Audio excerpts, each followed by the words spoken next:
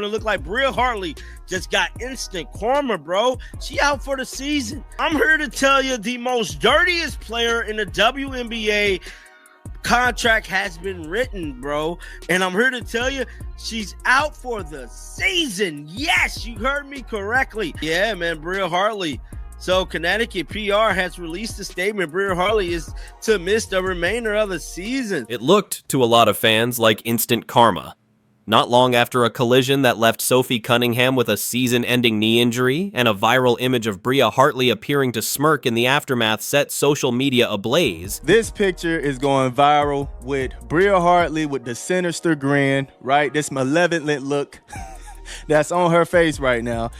Clearly smiling after injuring Sophie Cunningham, man. Just the play that just occurred.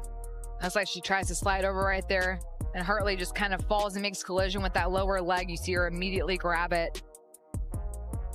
And she went down hard and was clearly in a lot of pain. News broke that Hartley herself is done for the year.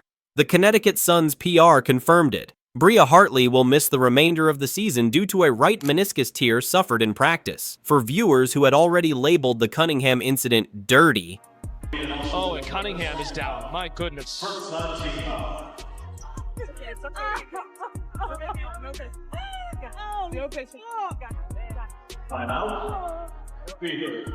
Should be.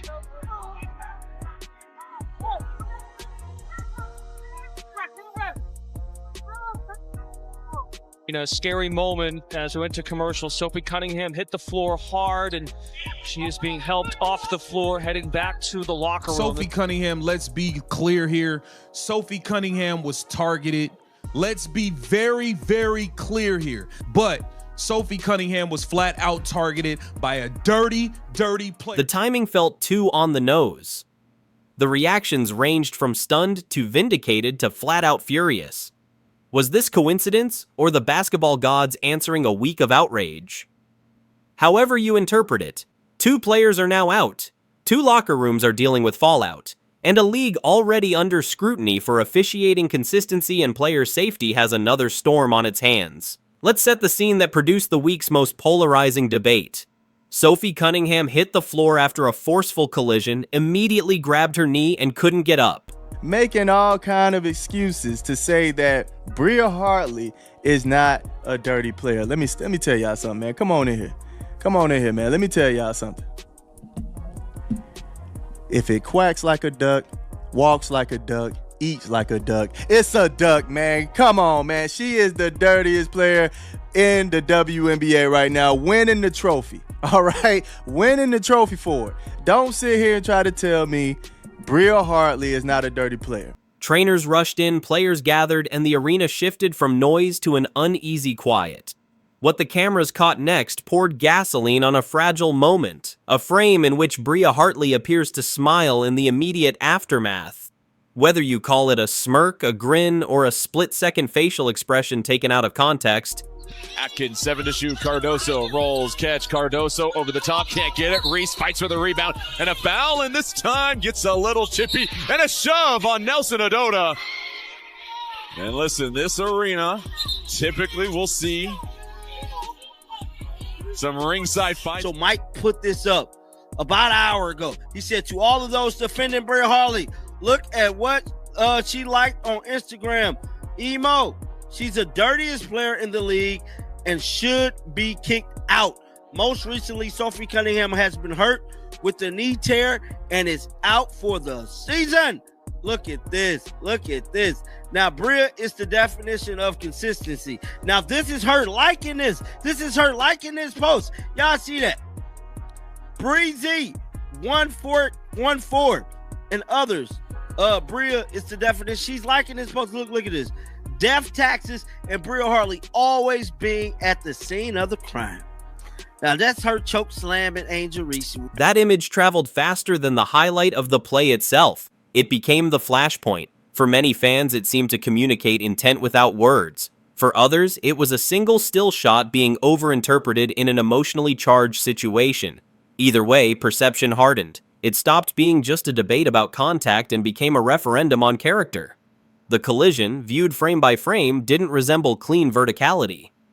Cunningham bore the brunt, fell awkwardly, and clutched her knee. She was guided off for evaluation and later diagnosed with a torn MCL. That alone would have been enough to ignite commentary about the physical tone of the game and the league's tolerance for it. Indiana Fever fans wake up pissed off today. Pissed off. Not only are we getting assaulted, but they're smiling about it.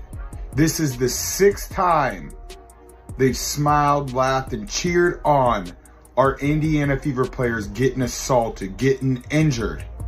And it pisses me off. But the image of Hartley's expression turned a medical update into an argument about motive. Many fans concluded that no one looks pleased, intentionally or not, after an opponent goes down with a potentially serious injury. The clip spread. The still photo spread faster. The interpretation stuck. To understand why emotions ran so high, you have to look at the season's undercurrent. Hartley had already been part of some chippy moments that fans cataloged in real time. One involved Angel Reese in a heated rebound battle that devolved into accusations of a hair pull, an allegation that became its own viral side story. Another involved physical contact with Rebecca Allen that critics cited as further evidence of a pattern. None of those earlier incidents resulted in major discipline, and reasonable observers will debate whether they were outright dirty or just part of an increasingly physical league. But in the court of public opinion, repetition matters. When fans see a handful of borderline moments and then see a high-profile injury, a narrative builds whether or not it meets the threshold of intent under league rules. Bria Hartley deserves zero benefit of the doubt. And Sophie Cunningham's family not too happy. I believe this is Mama C. Hartley is a disgruntled player having trouble everywhere she goes. She's playing mean and plays out of control. It's stated Connecticut Sun guard Bria Hartley will miss the remainder of the season due to meniscus tear in her right knee. Injury sustained during team practice. You got hurt at practice? Hartley is expected to make a full recovery. So you mean to tell me her own team hurt her? Oh my God. Her own team hurt her? Oh man. That narrative bled into a broader frustration with officiating. Around the league, players and coaches have complained about inconsistency. Tight whistles one night, swallowed whistles the next. Indiana fans in particular have felt like their team has taken the worst of contact all season, especially as injuries piled up and lineups were held together with hardship signings. In that climate, Cunningham's injury hit a pressure point.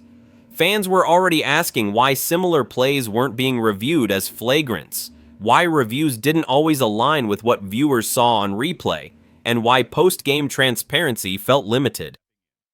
That I was like, Bria and I are super cool, and she would never try to hurt me, because there are some girls that I think might, but she wouldn't do that. And so I have nothing but. Well, Sophie, I got news for you. The universe thought otherwise. The universe thought otherwise. They got her ass up out of here, bro. Damn. Which they wasn't going to the playoffs anyways, but man, karma's a ish. I just got to keep it real, bro. I mean, this is everywhere. When enforcement feels opaque, people fill the gaps with their own logic, emotions, and slow-motion frame grabs. Maybe you should focus her sister. Maybe you should focus less on fining players for commenting on your poor officiating and more about hiring officials that are capable to call a consistent game and protect your athletes. Pathetic. Praying for you. The only good thing positive surrounding Sophie Cunningham coming out of this game, she looked in good spirits in the locker room. Sophie Cunningham's family voiced what many Fever supporters were already thinking. Her sister Lindsay posted a pointed critique of league officiating priorities, essentially saying the system punishes players for criticizing refs more quickly than it protects those same players from dangerous contact. So it said, wonder if she's grinning now. Oh, instant karma on their ass. Prayers do come true. Some of the same people complaining about injury. Somebody said, man, the storyline of this league is incredible. Man, I did an incredible video talking about the injuries, dog. Somebody said, oh, that's terrible news. That's a voodoo doll. No more head hunting for her. Somebody said this was her karma. She went into every game this year and either tried to bully someone because she knew her team had her back, or she did a dirty play on someone. She knew her team had her back. She never stood up for herself and then injured someone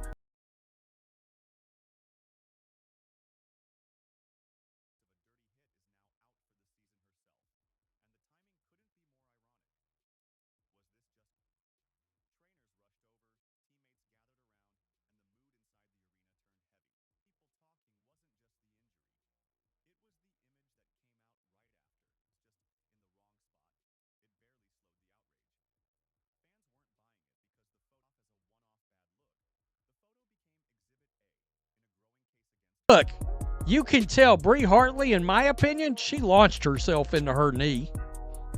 She did. And I've seen some of the reaction online. And guys, it's despicable. It really is. There's a lot of people celebrating this injury. And guess what? You can imagine who it is.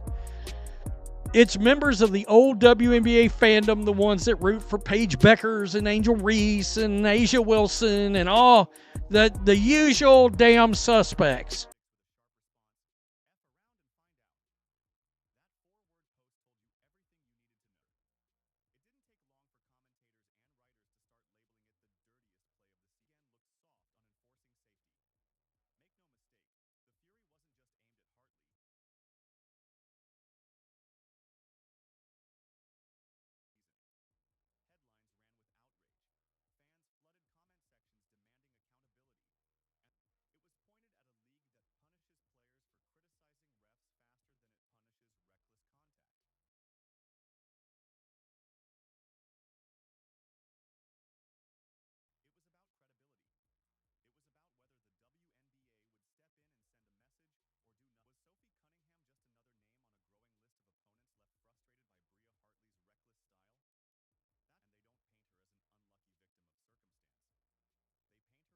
Well, you come at Sophie's sister, you come at Sophie. And Sophie saw this comment, and bless her heart, she answered it. She answered it.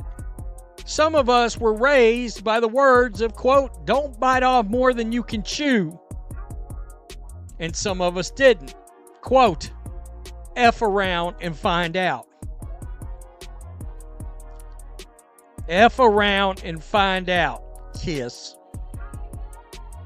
God bless this woman. Yeah, seriously. She's great. Really good friends with Bria, and I have been waiting to get on the pod and so we could talk about this because I did want to tweet it out, but I don't think that there was no ill intent. I think it was basketball play. I was just in the wrong spot at the wrong time. She fell. Like, there's no way that she would go in there and potentially try to hurt me. And so I had nothing but love for Bria. And I even told my mom, because she tweeted something. I was like, no, Mom, I get it. But I promise you that I was like, Bria and I are super cool. And she would never try to hurt me. Because there are some girls that I think might, but she wouldn't do that. And so I have nothing but love. And so I hope people stop giving Bria some heat, because I don't think she meant to do that. 2 athletes, 2 recoveries, 2 locker rooms adapting. Sophie's handling of the aftermath added nuance that many viewers didn't expect. On her podcast, she explicitly said she didn't believe Hartley had ill intent and described the collision as a basketball play in which she happened to be in the wrong place at the wrong time. That stance surprised supporters who had already made up their minds. It didn't erase the viral photo, it didn't erase the pain, but it did reveal the line Sophie is walking, one that combines private competitiveness with public grace. She can be angry about what happened and still refuse to demonize a peer. She can push back at critics on social media, F around and find out, she wrote, and also use her longer-form platform to argue for context and decency. Both can be true. In fact, that duality may be why so many teammates and fans rally around her. For Indiana, the practical impact is clear. Cunningham's season is over. The Fever have been living on the margins for weeks as injuries took down player after player, and losing a player who brings energy, cutting, spacing, and edge hurts. The team has leaned on Kelsey Mitchell's scoring, Aaliyah Boston's interior dominance, and the quick assimilation of mid-season additions like Odyssey Sims. Lexi Hull's resilience, playing through a frightening head knock, then returning to contribute on the glass and on defense, has embodied the identity the Fever are trying to cultivate. Connected, relentless, and unafraid of contact. Amid all that adversity, Indiana still found ways to win, even posting one of the franchise's most complete performances of the season against Seattle. That's why the conversation keeps returning to Caitlin Clark's status. The Fever have been careful and deliberate, emphasizing that they want to see Clark in live, contact practices before she's activated. Endurance matters. Sustaining 94 feet of pressure matters. Avoiding setbacks matters. In a standing race where a single bad week can change everything, Indiana knows adding Clark back to a lineup that just found a bruising formula inside could alter the East's playoff picture. Boston sees more one-on-ones. Mitchell gets another creator beside her. Hull, BB, and others benefit from stretched defenses. The ripple effect is obvious. But they need her healthy, truly healthy, and not just available. Connecticut, for its part, now has to replace Hartley's minutes, ball pressure, and physicality on the perimeter. The Sun built their brand on edge, toughness, and collective force. Losing a rotation guard at this stage is a blow, no matter what you think of any single play from earlier in the season. Good teams adapt, but late injuries stress depth and chemistry in ways box scores don't fully capture. Back to the central flashpoint, was the collision that injured Sophie the dirtiest play of the year? A meaningful percentage of fans say yes. Others argue that slow motion makes every high-speed bang-bang look malicious, and intent is notoriously hard to assess even with replay. The viral photo of Hartley's expression made everything worse. It created a symbol people could attach emotions to, but symbols aren't rulings. The league's job is to judge based on its standards: contact type, wind-up, follow-through, point of impact, advantage gained, not on a screenshot. If that feels unsatisfying, it's because the public craves clarity in ambiguous moments, especially when health is on the line. What the league can control is transparency and consistency. Clearer post-game explanations, a firmer line on plays that endanger knees and ankles, more uniform enforcement on head and face contact. Faster communication when a review determines why a call did or didn't rise to flagrant status. Players and fans don't expect perfection. They do expect patterns that make sense over time. When they don't see those patterns, they write their own narratives. That's how a single collision becomes a symbol not just of one player's style, but of an entire officiating era. Sophie's family's reaction, raw, protective, and publicly critical, underscored the human side of all this. It's one thing for strangers to argue on social media about what someone did or didn't mean. It's something else when family members watch a loved one helped off the court and feel deeply that a system failed her. You can debate the phrasing. You can debate whether any single referee crew was particularly good or bad, but you can't debate that players want to feel safe and that fans want confidence that safety is prioritized over narratives and noise. Here's what's not up for debate. Sophie Cunningham will work through surgery and rehab with the same edge she brought to the court. She's been fine this season for frank commentary, took the heat, and kept showing up. That personality won't change now. She'll rehab, she'll push, she'll be visible when and how she chooses, and she'll find ways to impact her team's culture from the sidelines. If anything, the public grace she extended to Hartley may help cool a discourse that got too hot, too fast. It gives fans a model. Demand accountability, absolutely, but don't dehumanize. And Bria Hartley? Her season ends not with a suspension or a league pronouncement, but with a medical report. The team says she's expected to make a full recovery. Knee meniscus injuries vary. Some players return quickly. Others need more time, more procedures, or a different plan depending on tear location and repair type. Whatever the timeline, she'll face the same year-over-year reality as everyone else in a league where jobs are earned under bright lights. Come back, compete, and let the basketball speak. If she wants to reshape public perception, the path is straightforward, but not easy. Play hard, play clean, and stay far away from the moments that feed the pattern file. Nothing rewrites a headline like months of uneventful, elite defense and controlled physicality within the rules. For the league, the task is bigger than one player or one collision. The WNBA's growth has been rapid. Bigger audiences, more polarized fan camps, higher stakes, and a highlight economy that rewards viral conflict almost as much as viral brilliance. With that comes a responsibility to tighten the connective tissue. Officiating consistency, disciplinary transparency, and proactive communication around player safety. The message can't be mixed. The sport is physical, yes, but recklessness has a cost, and the league won't be shy about assessing it. Indiana's season, meanwhile, keeps walking the tightrope. They've had to become versatile the hard way. When the perimeter thins, they pound the paint. When the whistle doesn't come, they keep guarding, keep rebounding, keep pushing. Kelsey Mitchell's surges aren't just pretty, they're lifelines. Aaliyah Boston's interior command isn't just a stat boost, it's a structural anchor. Lexi Hull's willingness to throw her body into the fray and then get up again communicates values that travel. Put it together and you have a team that doesn't fold when a script goes dark. That's not nothing. It's the groundwork for playoff basketball. The instant karma narrative will fade. The injuries won't. Both Cunningham and Hartley are staring at months defined by routine, pain management, strength rebuilds, and patience. Their situations will be used as talking points by the loudest voices online. The better use is quieter. Athletic trainers, medical staffs, and coaches reviewing film to identify angles and tendencies that put knees at risk. A league office revisiting language and thresholds on flagrant categories. Referees comparing notes so crew-to-crew variance narrows in ways players can feel. Incremental improvement isn't a headline, but it's the difference between one bad week and a better season. One more piece that matters: Sophie's public split screen. A short, sharp social response that says, "Do not mistake kindness for weakness," and a long-form explanation that declines to ascribe malice. It's a modern athlete's balance. Own your voice, defend your boundary, keep perspective. Fans who wanted condemnation didn't get it. Fans who wanted silence didn't get that either. What they got was a blueprint for surviving the digital noise without letting it write the story for you. So, where does all this leave us? With two teams adjusting rotations, with a fan base that feels both protective and exhausted, with a league still calibrating its response to a faster, louder era, and with the undeniable truth that the next game is still coming, the standings still matter, and the margin for error is still thin, Indiana will keep grinding, waiting for Caitlin Clark to clear the final practice hurdles. Connecticut will retool without Hartley, and the conversation about how the WNBA polices physicality will continue, because it has to. If you're here for Sophie Cunningham, wish her well.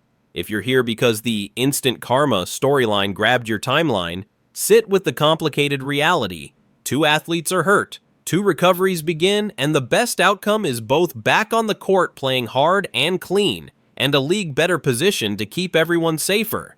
If you're here for the fever, the story isn't over. It just got tougher, and this group's identity all season has been about living in tough. Drop your thoughts with respect. What should the league do to bring more consistency to player safety and flagrant reviews? What standards would make outcomes feel fairer, even when calls are difficult? And for Sophie, speedy healing and a strong return. For Hartley, the same. Rivalries are fuel, injuries are not. If you support Sophie, send your well wishes below. If you care about a tougher, clearer WNBA, say what you want to see changed. And if you're riding with Indiana until the final horn of the season, stick around. We'll keep tracking the recovery timelines, the playoff math, and the adjustments that will define whether the Fever's fight becomes a postseason run.